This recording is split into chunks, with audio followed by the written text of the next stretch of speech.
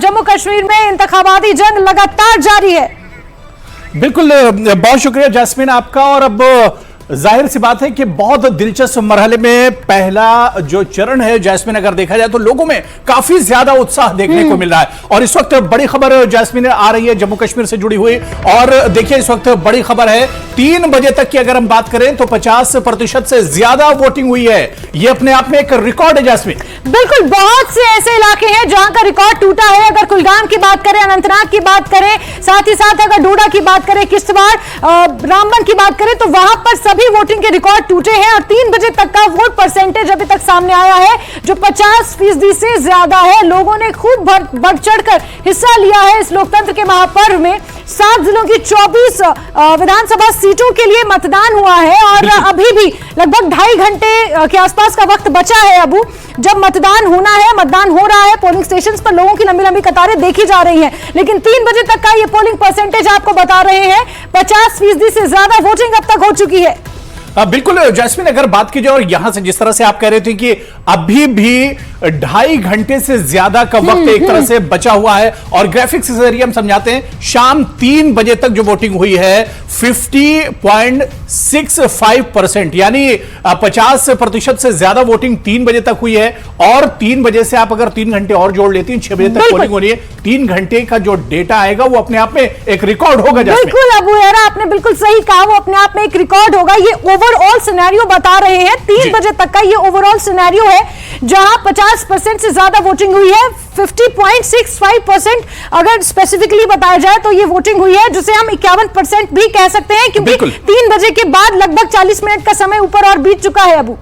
बिल्कुल जैस्मिन, और बहुत शानदार सुबह से ही अगर हम माहौल देखें जम्मू कश्मीर के चुनाव का, ये फर्स्ट फेज और फर्स्ट फेज के अगर इस माहौल की जैस्मिन हम बात करें तो जिस तरह से हम लोग कुछ देर पहले बात कर रहे थे कि सिर्फ जम्मू कश्मीर के लोगों के लिए चुनाव नहीं है बल्कि एक उत्सव जैसा यहां पर माहौल बना हुआ है, एक जश्न जैसा एक माहौल बना हुआ जम्मू कश्मीर में।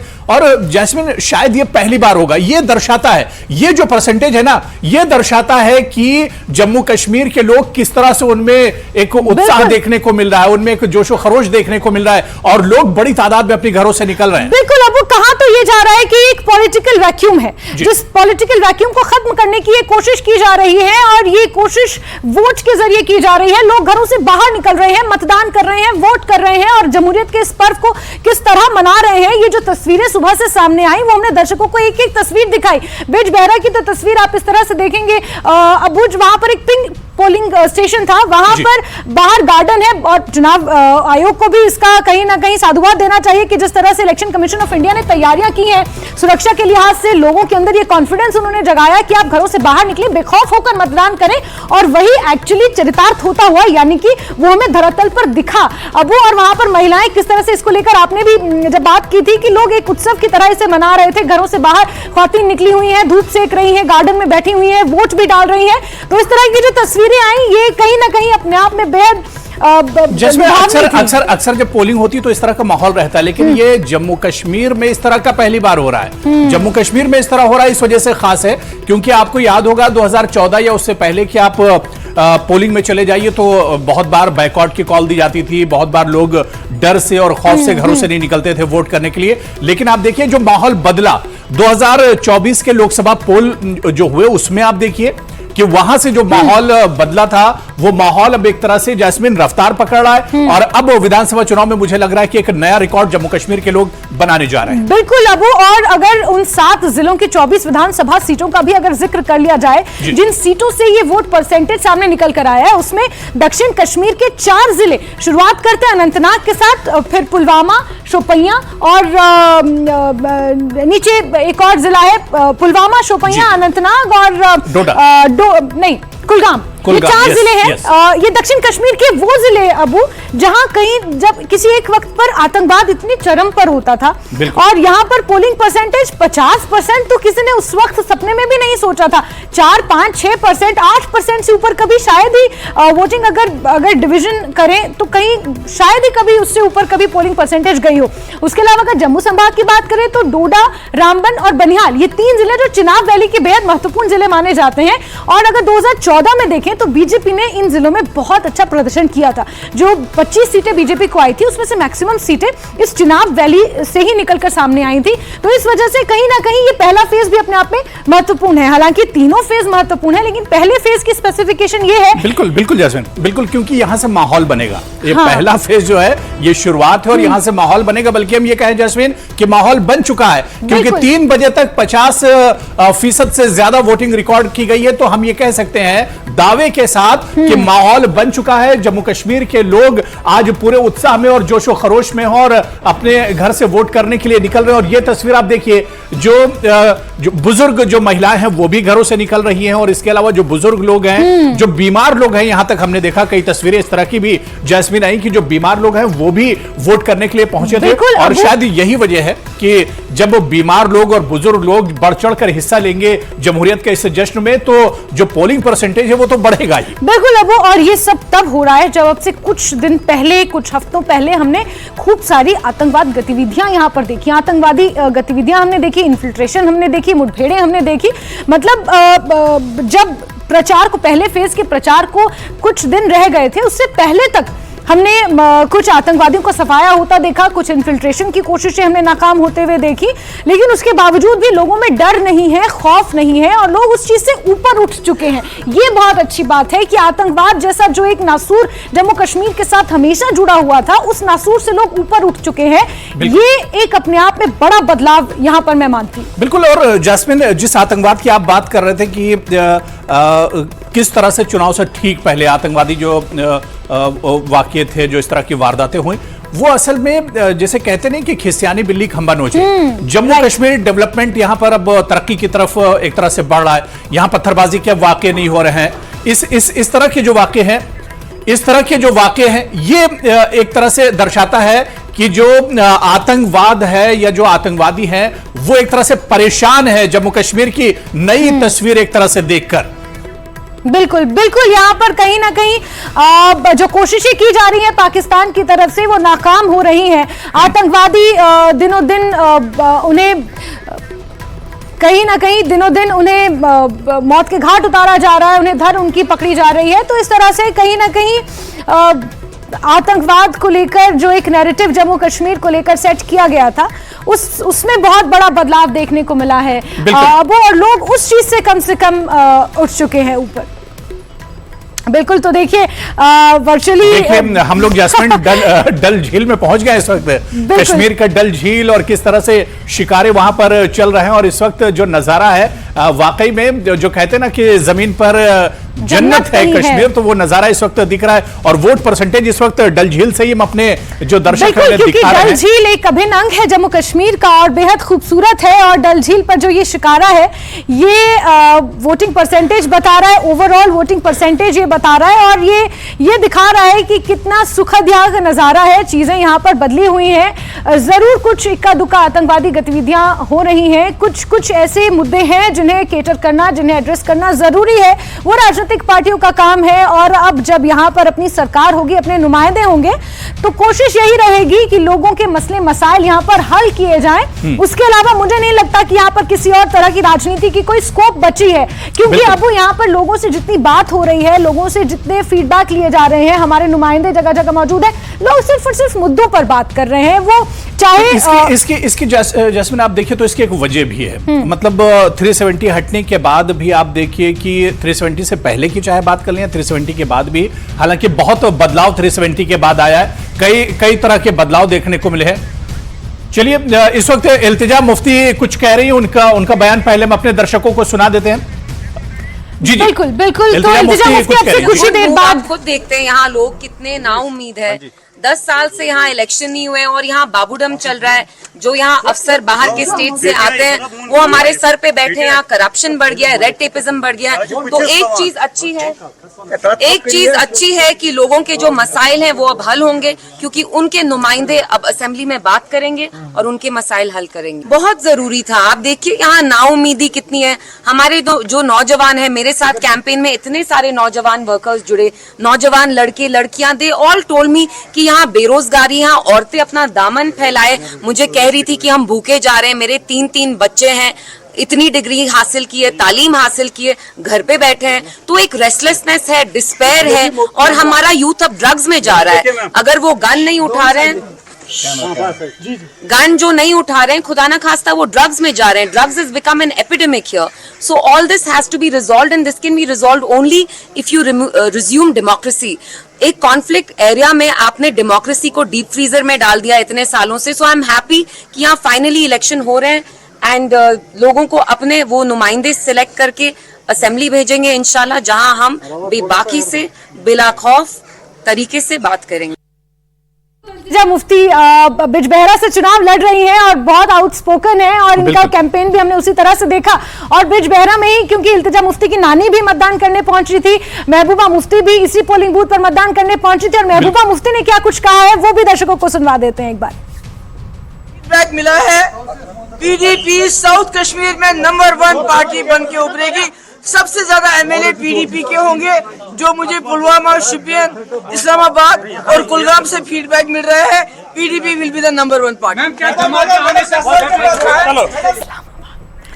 तो ये दावा महज जैस्मिन ने किया जा रहा है, और सारी पार्टियों को हक है कि वो अपना अपना दावा कर सकते हैं, और दावा कर रही सारी पार्टियां कर रही हैं। महबूबा मुफ्ती ने भी कहा है कि साउथ कश्मीर से पीडीपी सबसे ज्यादा सीटें जीत कर आएगी, लेकिन ये तस्वीर तो साफ होगी 8 अक्टूबर को, जब ईवीएम अपना नतीजा एक तरह से बताना शुरू करेंगे। बिल्कुल, साउथ कश्मीर में महबूबा मुफ्ती इसलिए भी अपना दावा ठोक सकती हैं अबू, क्योंकि साउथ कश्मीर पीडीपी का एक तरह से गढ़ माना जाता था। 2014 में पीडीपी सबसे बड़ी पार्टी उभर कर सामने आई थी, और सरोज कफील हमारे सहयोगी जुड़ चुके हैं हमारे साथ, और सरोज लगातार बिजबहरा के उस पोलिंग बूथ पर मौजूद है जहां पर महबूबा मुफ्ती, इल्तिजा मुफ्ती, उनकी नानी, ये तमाम लोग मतदान करने पहुंची थी, और सरोज लगातार मौजूद है हमारे साथ। जरा टेक्निकल कुछ इशू है, दोबारा जुड़ते हैं सरोज के साथ, लेकिन इस बीच आपको बता दें अबू कि दक्षिण कश्मीर के बहुत से ऐसे इलाके हैं जहां पर पीडीपी डायरेक्ट टक्कर देती हुई नजर आ रही है। बहुत अच्छे कैंडिडेट्स पीडीपी ने उतारे। हालांकि लोकसभा चुनाव के दौरान हमने पीडीपी को देखा कि किस तरह से अपने वर्चस्व की लड़ाई लड़ती हुई नजर आई।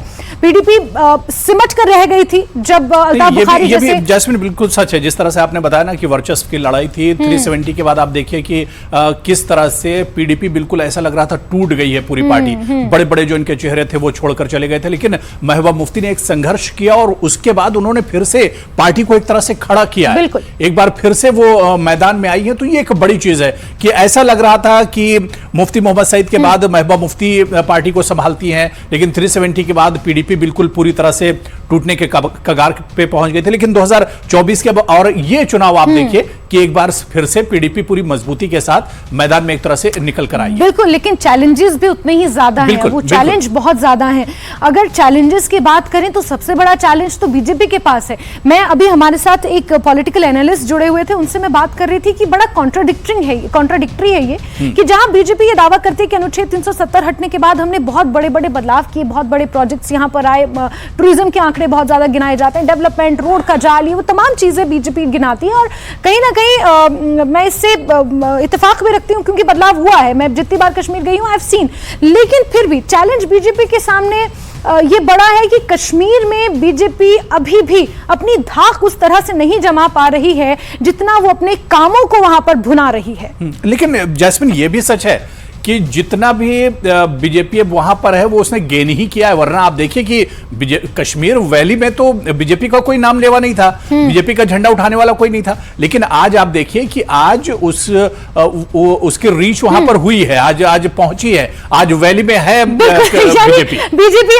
हमारे साथ अहमद फयाज साहब जुड़े थे और वो कह रहे थे कि अगर बीजेपी एक सीट भी निकाल ले वो भी बहुत बड़ी बात होगी। सरोज जुड़ चुके हैं हमारे साथ। सरोज, अगर आप सुन पा रहे हैं मुझे, तो इस पोलिंग स्टेशन पर महबूबा मुफ्ती भी आई, इल्तिजा मुफ्ती भी आई, उनकी नानी भी आई, और अब किस तरह का माहौल है, क्योंकि 2 घंटे के आसपास का समय अब रह गया है। बिल्कुल, देखिए, अगर हम बात करें जिस पोलिंग स्टेशन पे अभी हमें पोलिंग नंबर 64 बिजबेहाड़ा में, यहाँ पर ऑलमोस्ट 1340 वोट्स थे, जिस पर से करीबन 1100 वोट्स पड़ चुके हैं। दैट मीन्स जो परसेंटेज है, अगर हम इस पर्टिकुलर बूथ की बात करें तो वो अराउंड 65-70 से ऊपर है।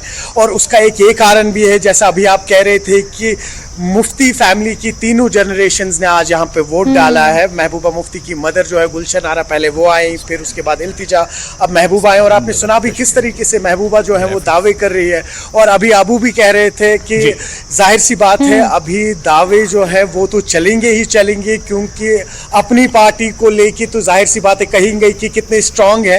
और ये जो डायनेमिक्स है जो आप अभी महबूबा मुफ्ती को लेके बात कर रहे थे, वो स्पेशली आपको बताऊं, पार्लियामेंट इलेक्शन से पहले एक बार आपको याद होगा उमर अब्दुल्ला ने प्रेस कॉन्फ्रेंस रखी थी, जिस दिन उन्होंने कहा था कि हम पीएजीडीपी तोड़ रहे हैं और इंडिया अलायंस में हालांकि हम साथ रहेंगे, लेकिन यहां पर हम एक भी वो सीट जो है उस पर कॉम्प्रोमाइज नहीं करेंगे पीडीपी के साथ। उसके बाद भी हालांकि 1-1.5 महीने के लिए महबूबा मुफ्ती शांत रही थी, लेकिन एक दिन ऐसा आया ठीक असेंबली इलेक्शन, माफ कीजिएगा पार्लियामेंट्री इलेक्शन से कुछ दिन पहले, जब महबूबा मुफ्ती ने भी फिर अपने तमाम जो हम कह सकते हैं बाण हैं उन्होंने खोल दिए थे और उन्होंने भी डायरेक्टली फिर एनसी पे अटैक करना शुरू कर दिया था। हालांकि पहले उन्होंने हेजिटेट किया था, काफी हम कह सकते हैं नरमी से वो पेश आ रही थी उस उमर अब्दुल्ला के उस स्टेटमेंट पे, जब उमर अब्दुल्ला ने कहा था कि जुमा पीडीपी को सिर्फ यहाँ 4 दिन हुए हैं और हमें नहीं लगता कि हमें इन्हें एक भी सीट देनी चाहिए इन 5 सीट्स में से। तो तब जाके कहीं ना कहीं जो महबूबा मुफ्ती है उनको ये यकीन हुआ